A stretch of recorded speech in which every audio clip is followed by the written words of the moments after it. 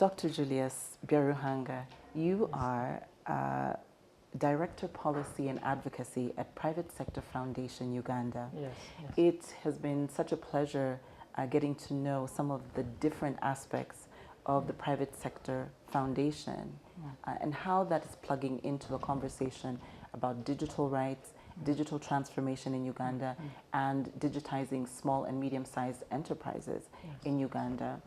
I guess the first thing that we would really like to know, just as regular people in Uganda, what is the function of the Private Sector Foundation? We see it sometimes on billboards. We know that there is an intervention with the Ministry of Finance, but we often don't really know what PSFU does. So if you could just enlighten us. Yeah, thank you, Sophie, and your viewers. PSFU is the apex board of the private sector in Uganda. Our core mandates are three. Number one, PSFU being a membership organization which supports businesses. And one of our core mandates is policy advocacy. We are the bridge between government and the private sector. Probably that's why oftentimes you see us interact a lot with the Ministry of Finance on matters of policy, and we drive that conversation in terms of what are those economic policies that support private sector growth, competitiveness, and profitability. That's one of our core mandates. The second, of course, is business development services.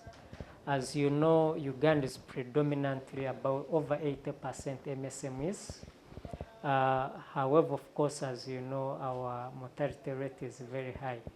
Small businesses hardly survive for a year or two, the startups. So we discovered that we can't only have a good policy environment if we are not also supporting these SMEs to keep afloat, to survive. So we provide business development services. For instance, the most recent intervention in that space is that we've supported the Standards Bureau to develop business development services standards, which now have been adopted as East African standards as well for BDS. But we support these SMEs through a number of interventions, both in projects, but also under our membership department and policy department, to support these businesses on how to operate formally, but also the key do's and don'ts of small businesses. Then, of course, the other core mandate is ensuring that there is market access for our businesses. So we create market linkages to ensure that most of these businesses that we support are accessing both local, regional, continental, and foreign markets. We work a lot. We are the focal institution to implement the commercial and economic diplomacy strategy for Uganda. We support the Ministry of Foreign Affairs to ensure that we organize business missions for our members to be able to access those markets. But also, you discover that even businesses within the country don't necessarily understand where the market is within. So we help our members to also do business-to-business engagements with each other. Because if you're selling something, a good or service, you need a consumer in the nearby. And that consumer also needs that service or that good, but they don't know who is providing it. So you find, for instance, we can easily link tax consultants, accountants with traders and exporters. You link, let's say, extension workers with farmers, depending on which sector, because under PSFU's membership we have 13 sectors which Beera Uganda is. So basically, as PSFU, primarily that's what we do. Okay. Dr. Julius, you know, when we look at some of the statistics, they're a little bit scary. It is being reported that in the last 10 years or so, Uganda's young population has kind of doubled. Yes. and between 600 and 700,000 Ugandans graduate out of these universities, and they have no choice but to go into business, or they want to go into business, but it's not, oftentimes it's not hardcore business, it's the informal section, in the informal sector. And I think I read somewhere that almost half the population, 51% of Uganda's population, is engaged in some way in the informal sector. I wonder, how do you get young people who are in business to be motivated to do the right thing? You know, right now they tell you, formalize your business. And the person says, but I can't even afford the licensing fees. Formalize supporting, Uganda Revenue Authority with paying your taxes. And they're like, but I'm earning so little. Again, I have to pay for the taxes. And it's not necessarily the taxes, but what do the taxes do? So I wonder, from a policy point of view, how do you bridge what's happening in the real world with what's happening in the broader world of this large-scale digitization and technology movement, and the practicality of a Ugandan who's just left university and they really want to work, but they face these bottlenecks? How does PSFU sort of handle an individual that is like that? So, of course, there are quite a number of interventions, but one of the most important is advisory. Before you even engage in a business, do you even have a growth trajectory? Now, the challenge we have with most of the startups and SMEs, which are largely owned by the young people who want to engage into productive sectors to do something to earn a living, is that oftentimes they do copy and paste in terms of Sophie is engaged in this small business, maybe she's making money, then I engage in, but I don't understand my customer base, I don't have a clear business plan where I'm starting, where I'm going after 6 months, I just want to year. Survive. So at the end of the day, you start a small business, you rent a shop, some 20, 30 square feet of space. You pay rent for 3 months. After 3 months, you can't afford rent. Those are the small startups which are dying. Now, one of the things we've engaged the government on is having in place a startup policy. And by a startup, not every business that is actually starting in a way is a startup. You look at businesses that can scale and grow. Most of those businesses are in the digital space. So then we put in place mechanisms of how do you support that business before you even engage with URA, which is the biggest fear for most startups. How do you support it to stabilize and be able to know, in this period of time, I'm able to make this much. These are my operational costs. These are my profits. This is how much I can pay in tax. This is how much I can pay in rent and other utility bills before you start now graduating into a taxpayer. So the startup policy, which we are working on with the Ministry of Trade, Industry and Cooperatives, should be able to clearly define a startup. Then the other level now is to put in place other support mechanisms on how then we handhold these startups. Now, we see a number of them coming up in the digital space, like e-commerce platforms. So you have quite a number of young people. They approach, let's say, Sophie, who is a wholesaler, and say, I can sell your jackets, I can sell your bed sheets, I can sell your mattresses, but I just need to market. I find someone willing to buy, get a small commission from that. So they are so much engaged in e-commerce. Now, e-commerce, we still have a few challenges with that space because Whereas most of these startups and SMEs are trying to digitalize, they are not aware of the risks in e-commerce. Some of them are susceptible to scamming. So some of the campaigns we do is, how do you avoid some of those risks? In the financial space, for instance, mobile banking and the fintechs, there are a lot of issues to do with the scammers, the online scammers, and those are spaces largely occupied by the young people. Yes. So the question has always been, are they aware of these risks? And surprisingly, one of the studies we recently did, over 71% of these businesses are aware of such risks.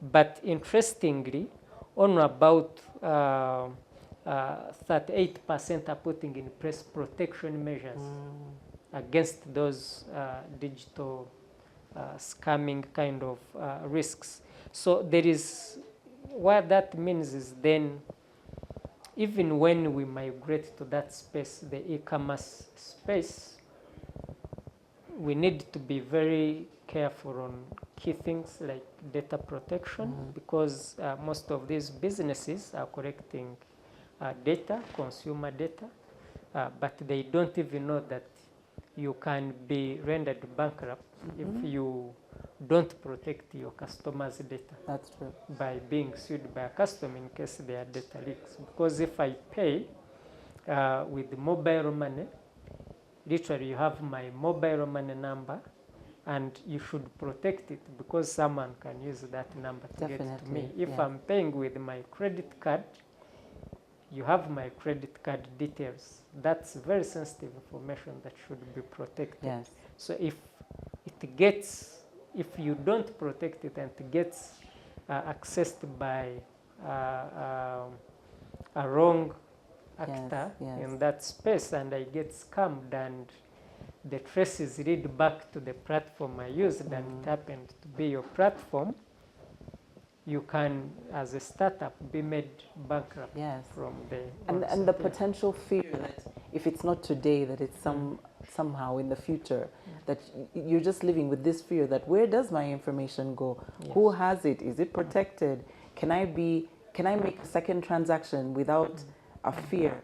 Or after a long period of time of transacting online or in a digital space, it still doesn't guarantee the safety of the information that you've given. If you look at internet penetration, so you have about 18.4 million people who have smartphones, but you have only 11 million people who actually use internet. So what that means is, people have gadgets which can be used for internet, but they can't, they don't use internet. One, we still have 12% excise duty on internet. So that's why the cost of internet is partly high, but the other element of why it's high is because of the penetration factor. So you find Sophie, who can afford buying some bundles, internet bundles, is paying for 10 people who would be using similar bundles, and you're sharing the cost, but they cannot use the bundles. So at the end of the day, the cost becomes higher. So if you talk to M10, their biggest headache, for instance, is not actually how much internet they should save. It's how many people can have smartphones and be able to use internet. Then that will broaden how much internet they can save and how low the cost of internet can be. So the logic there is that the higher the consumers, the lower the cost of that service. And that's the service that is facilitating now e-commerce. The other one, of course, from the policy perspective, is that we haven't so much differentiated the politics from the economics.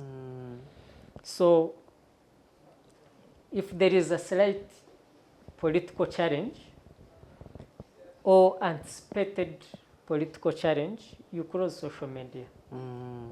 That's the space these young people. So you find you're crossing a market of about over 18 billion people from the online sellers, Yes. these platforms. So you cross Facebook or X or these other social media platforms. They're the same platforms these young people are using to sell. I have personally bought a number of products, even car accessories, by accessing these people from Facebook. So if you cross it, then that whole market, even banking, so even mobile money transactions. It's so like everything that we do these days, I think rises and falls often on a digital interaction. Yes. At least once in a day, at least once in a day. But just to drive that point a little further, I often wonder if young people pay attention to policy or even care about policy. Dr. Julius, you are an advisory person and you're a policy person. How are you bridging that gap between what maybe government is putting in place and some of its institutions, including PSFU, in trying to reach young people who are in business and who also care about their digital needs? You've touched on that a little bit more. Yeah, so, the interesting thing about policy is that you can ignore it, but you can't hide from it. It will find you. So it will find you somewhere, wherever you are. You might say, well, I'm not so much concerned about public policy. Then you reach the fuel pump and they say the rate of diesel now is at 6,500 or the rate of petrol is. Then you ask yourself, why they don't tell you, the government increased tax actually on fuel. Or you find something you've been buying, let's say 5,000, they say it's 5,500. Why? The cost of logistics has increased as a result of increasing tax on fuel. So at the end of the day, they cannot avoid policy. Now, the interesting thing of the trends we've been seeing most recently is now that public policy is being done online. Social media platforms. X, for instance. Actually, now it's primary X. And this is not only a Ugandan phenomenon. It's a global phenomenon. Everybody is now engaged in conversation about policy online. That's why, for us who are in policy advocacy space, we are beginning to understand now that if you want to drive a conversation around a certain policy agenda, engage people online. So because even people are no longer sitting. I don't remember the last time I sat in my living room to watch TV.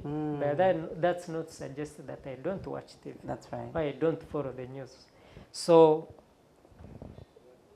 the whole idea is now all the young people are engaged into those conversations. Now the only difference is how much of a reasonable contribution are they adding to that conversation apart from emotions. So the logical thinking and contributions that they are making sometimes some are making get swallowed by the emotional outpour of what others are putting on. And so you find, instead of engaging in a constructive conversation, they're exchanging abuses. So at the end of the day, the logical thinking gets buried into that.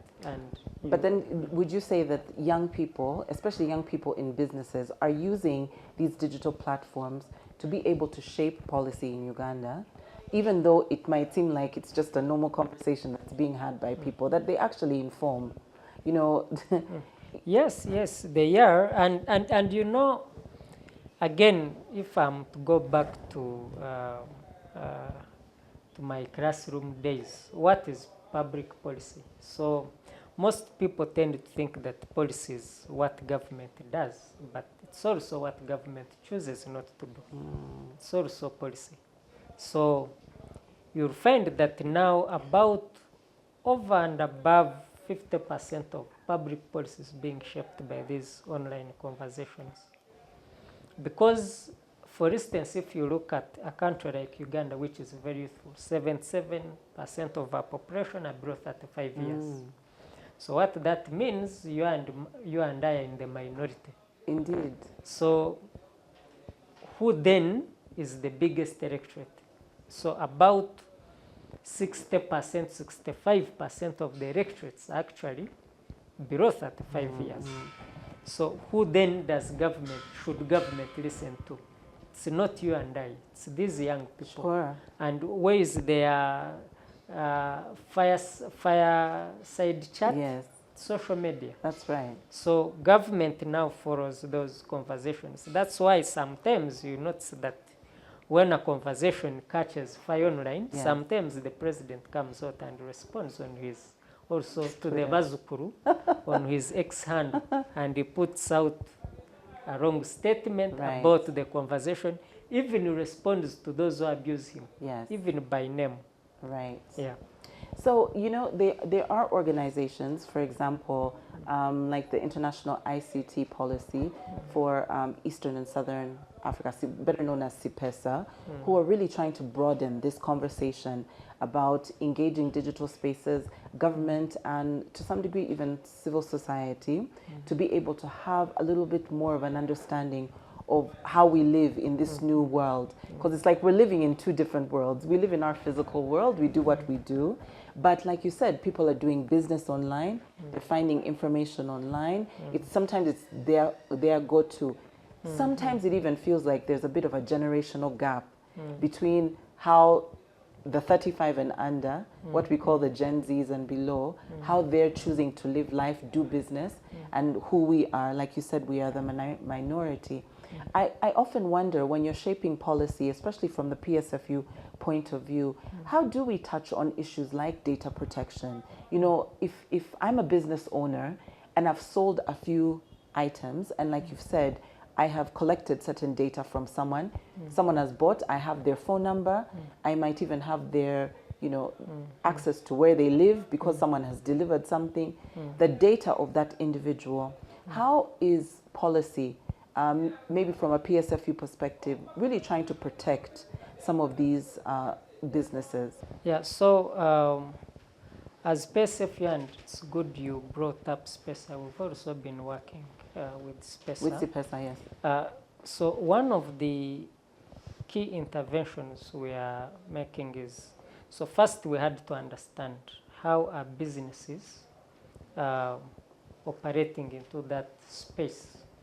First of all, are they aware that they are collecting people's data? And in this case, even personal data, which should be protected. Are they aware that the people whose data they are collecting have the right to sue them in an event that there is a breach? Because it's some sort of a social contract, which is you don't sign anywhere, but you can easily be sued, provided you collected my data. You're a supermarket, you're a vendor, you're an online vendor, using an e-commerce platform.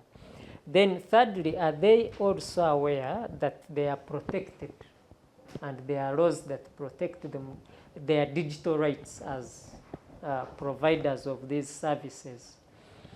So that's the first thing we tried to learn. So having done that capacity needs analysis, the next thing is now to help them be aware of these threats. For those who are not aware now, again, a big majority, about over 81% of them are aware, but 16% are putting in place measures, protection measures, to safeguard their businesses. Now, like you rightly stated, most of the businesses are going digital. So you find over 70% of them have websites or at least social media accounts.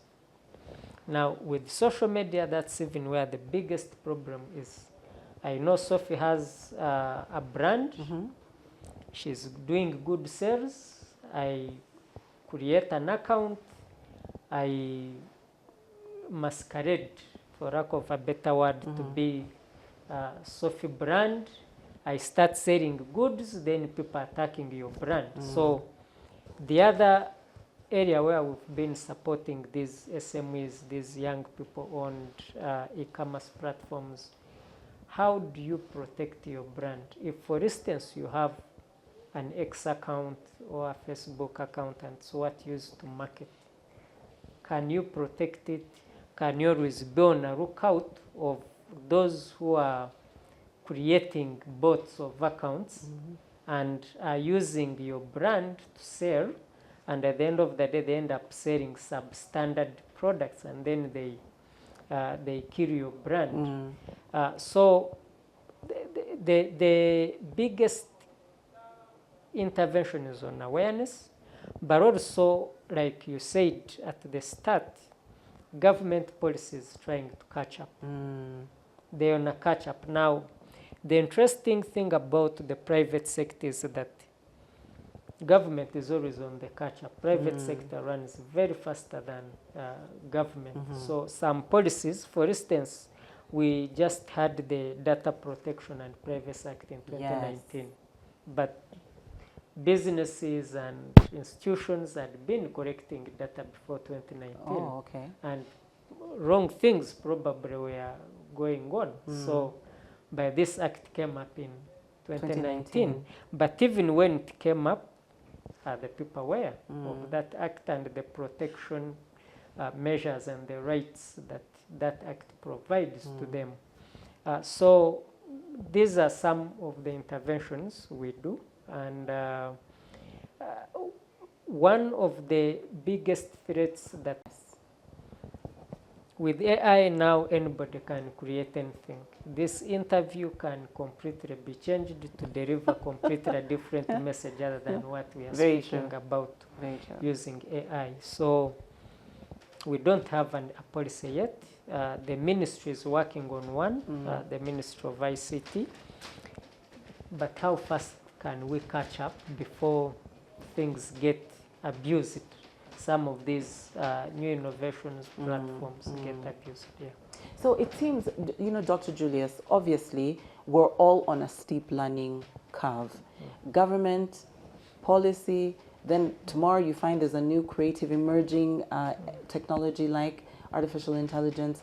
I think with this conversation, one of the obstacles that we're hoping to get over is that, you know, you always hear a lot of noise, especially on X and some of these social pages, that government doesn't care about young people, that there are no measures that actually follow through to support young people and their businesses, be it online. But I think that conversation needs to turn around, because maybe people just want to stay in the dark, or, you know, they have their biases against the current, you know, the current people in leadership or whatever. But it's often interesting that when you do dig a little deeper, that there are practical interventions that organizations like PSFU are taking to bridge to young people. Can you talk to us a little bit about digital skilling, especially when it comes to young people, women, young girls? There is, you know, there's a need to skill people sometimes to understand maybe how they can be better competitors, especially in the digital world. So one, of course, government cares about young people, but maybe what I would say is government is overwhelmed by the number of young people they have to care about. 70%. So how can your population be 70% under 35 people? That's a lot of energy. 77%. Yeah. That's a lot of energy to harness and make happy. Yeah, and as you stated in your opening statement, you have over and above 700,000 young people coming out to universities and tertiary institutions, getting into the job market space, but only about 400,000, not 400, about 4,000 of those are getting into formal employment. Wait, out of 700,000 people annually leaving Tertiary institution. institutions, universities, these TVETs, only about 4,000 are getting into formal employment, and only about 1% of those are earning above 1 million. So Uganda shillings, not US dollars. I know for you, I understood the 1 million. You earn in USD. So wow. what that means is that's why when you even got these institutions that provide social services, Yes. like health facilities, both public and private, Yes. they are overwhelmed by numbers. But also I think our population demographics, the Statistic Bureau, there is where they miss the numbers, especially having the actual numbers of the people we have as a country. So we are projected to be 80 million people by 2050. But now we are saying we are about 46 million. Yes. But we are about, when you look at other measures, we are over and above 50 million people now. Currently. So if you're planning for lesser number, it's like you have a party and you've planned for 100 guests, then you get 200. Right. You will be overwhelmed by chairs where they sit, food, You won't drinks. You won't manage. Yeah. So we seem to be somewhere there. But there are government programs which are supporting on skilling. Now the biggest challenge we have is attitude. The attitude towards work, but also the skilling from the universities and these tertiary institutions themselves. Please expand on that. Are you saying the attitude in terms of adoption is low because they don't want to skill, or the opportunity to skill is So not? the attitude of these young people. So if you employ a young person as a waiter, do they know what they are supposed to do? Do they have those soft skills on customer care, on client management? Do they, if for instance you go to a restaurant, they give you, say, bad food, or there is a problem and you give feedback, how do they respond That's right. to that feedback? So there are those soft skills. We have a program we are implementing with Enable, and part of the component we are skilling these young people in is attitude, work attitude. You employ a young person, they see their boss office driving a Mercedes-Benz, and the following day they are looking at the apartment you live, their Mercedes-Benz you drive, and they don't know Sophie has worked for 30, 20 years, Yes. and for you just 2 months on the job. That's right. And already that is changing their attitude, and that is impacting on their performance, on how they deliver. But because with that program, which is skills governance, and it's called the work readiness program, we've seen once attitude changes, private companies, which are the biggest employers, of course, by every measure, over 80% of those young people are getting permanently employed by those companies. So in that program, we attach young graduates, fresh graduates, at least within the scope of 2 years after graduation, to companies. We pay 80% of their salary for 6 months. After 6 months, the company chooses whether to retain you or to dismiss you, depending on how you things are good there at PSFU. caught up with the environment, and we've had over 80% of adoption rate of those young people. So meaning for the industries and businesses that exist, it's not a question of whether or not jobs are there, but there is an element of, are you employable as the young people, as a fresh graduate? Wow. So that also extends to when you start your own business. Yes. Can you apply those soft skills? Because if you can't do well in Sophie's restaurant, then if you start your own restaurant, there are high chances that you won't equally do well, whether it's to do with your customer care or how much of your personal expenses, for instance, affect your business. So you Yes. can't be running an SME with capital of, let's say, 5 million, 10 million, and you're living in apartment of 1 million, you're driving a car and you're spending 200 to 300, 500,000 on fuel per That's month. right. And so how do you balance your attitude, business, or even workplace, and how does that then impact on your output as a young person? So there are those soft skills that most of our young people are lacking, and those soft skills are not being taught at university. Because Okay. I remember even when I was still teaching at university, we never taught that. So I think even in this new curriculum we are introducing, and good enough the private sector is part of that arrangement, Yes. there are those key things we need now to start looking at. Because I normally tell people that a person who has not gone to university to study marketing in the name of a broker can sell this hotel in 3 days, but a person with a PhD in marketing cannot even sell a laptop. True. I agree with you. So what that means is then the person with a PhD in marketing, there is a skills element they are missing to be able to Absolutely. practice what they have learned. Yes, yes.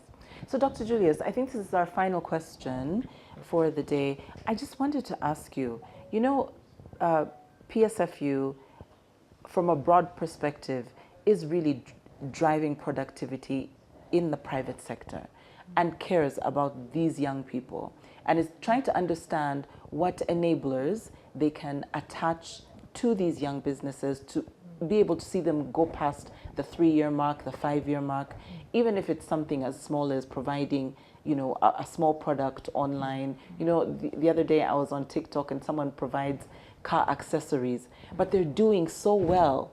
Their business is doing so well that they're in competition with someone who is providing something rather large scale. So I think the question I'm asking is, are young people in a state of panic? They're not fully understanding or absorbing the fact that PSFU and other organizations from the back end are really pushing towards the success of small and medium-sized businesses and making sure that the digital space is protected but also thriving. Yeah, so there are two challenges. Number one, they are not in panic per se, but they are desperate. Now, PSFU, yes, is having some interventions. Government, yes, has quite a number of interventions. The World Bank has come up with a number of interventions, just like other development partners, EU, Enable, and the rest. But this is a drop in an ocean. Again, the space is too big. We're talking about over 60% of the population, which is between 18 and 35. The people are many. The people are many. That's one. But also, some of these interventions purposefully looking at these youth-driven programs or areas of intervention. So there are a lot of support mechanisms. You can come with, let's say, I'm sorry to use this example, but a development partner, let's say World Bank, can come and all they need is ensure that there is youth employment, right? You put in, let's say, $200 million into a program to create youth jobs. You say PSFU support with the Ministry, let's say, of Finance to implement this program. Now, the question now becomes, what are those sectors where you can create jobs? So you find in some way you're missing a link. And I'll give you two quick interesting sectors and some numbers, if I may, where people don't so much look at it as a big deal, but actually it's a big deal. The salon and beauty industry. Good enough, you're ready. You know how that industry works. Now, about... These days they're calling it the care economy. The care economy, yes. Okay, the care economy. Yes. Now, the care economy, by all measures, serves about 45 million Ugandans. Every one of those 45 goes to the salon at least 2 times a month. On average, if Sophie spends 500,000 in a salon and Julius spends 2,000 in a salon, so on average, each of the 45 spend 5,000 times 2, that is 10,000 times 24, that's a 5 trillion economy of money which exchanges hands, and it's informal. And that's only for a service. You note that. Yes. That's only a service. Yes. For a barber, for grooming, hairstylist, for... Now there is another economy attached to that which drives now that service. That's the cosmetics now that they use. These beauty products. Yes. Makeup, aftershave, lotions, name them. Yes. That's a whole other big economy. So you find the World Bank looks at this economy. I'm sorry to use, I'm just using it as an example, but they don't so much attach meaning to it. You're only looking at manufacturers, large scale exporters, and all that. There is another very interesting economy of the creatives. Now, the creatives economy drives about... Now, I'll give a general number, then I'll try to break it down for you. These artists, film, makeup artists, of course, are part of that creatives, fashion, musicians. Yes. Now, they drive our night economy. Now, Uganda's night economy can give and take, make about 40% of our GDP. How? I'll give you an example. That's nearly half. Nearly half of our GDP is driven by night economy. Probably more than half. Why? Because look at the agriculture sector alone. Yes. I don't know if you were in Uganda during COVID. Very much, yes. How much was a tray of eggs? About 5,000? It was too much, yes. Little, very little. How much was a bunch of matoke? It was about 700 shillings. Why? The night economy was closed. So the night economy consumes about 70% of the agricultural products we produce and are sold here. Your pork, your goat's meat, everything is sold in the night. Now, when you go to logistics, boda, Uber, I see. That is the entire night economy. So before you even go to beverages and alcohol industry, because that sector can survive even when the night economy is closed. Why? Our numbers show the breweries, for instance, made more money during COVID. Because nevertheless, people are buying alcohol, sodas, and the rest by drinking from home. But on a night, every day, these guys who make your Rolex, they use 1.2 million trays of eggs.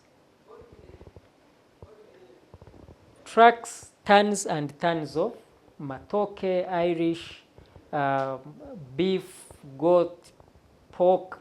So, but who drives the night economy? Music. And young people. And it's young people, that whole space, but also very informal. Yes.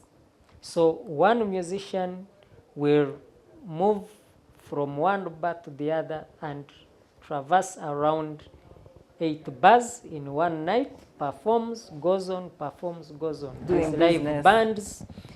Emini Pasha has one every Friday, put Karango for them. Yes. So you find the creatives, which is a highly ignored sector, actually drives a bigger percentage of the GDP. Yes. But only people look at the night economy as alcohol. But it's a whole combination of other complementary. And all these, when you go there, it's young people riding borders on Uber, Safe Border, Yes. the waiters, the waitresses, the bouncers. A bouncer on a good average buy in Kampala earns 2 million a night. A waiter takes home about 800,000 Uganda shillings in tips.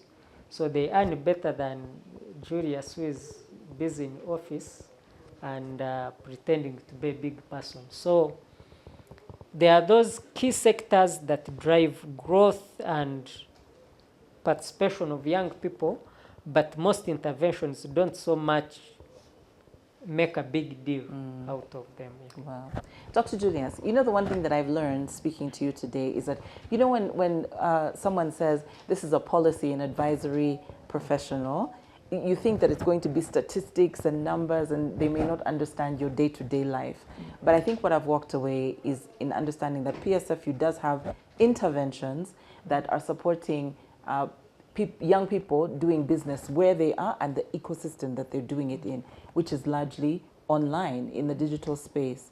And that if a young person really wanted to improve their business environment, the PSFU is available for them to be able to access some of these services, to be able to improve their businesses, and that their data is protected largely as far as we're moving, because we're all moving somehow in the direction of understanding, you know, how to support better business on an online basis, or what we call a digital platform. Yes. So thanks so much for enlightening us with what's happening with Thank you for PSFU, having me. and we look forward to speaking to you again. And maybe by that time, we all will be in an AI, you know, phase, or in an AI state. Yeah. I'm not sure yet, but at least we are real people for now. Yeah. All right, thank you very much. Thank you so All much. right. Sophie.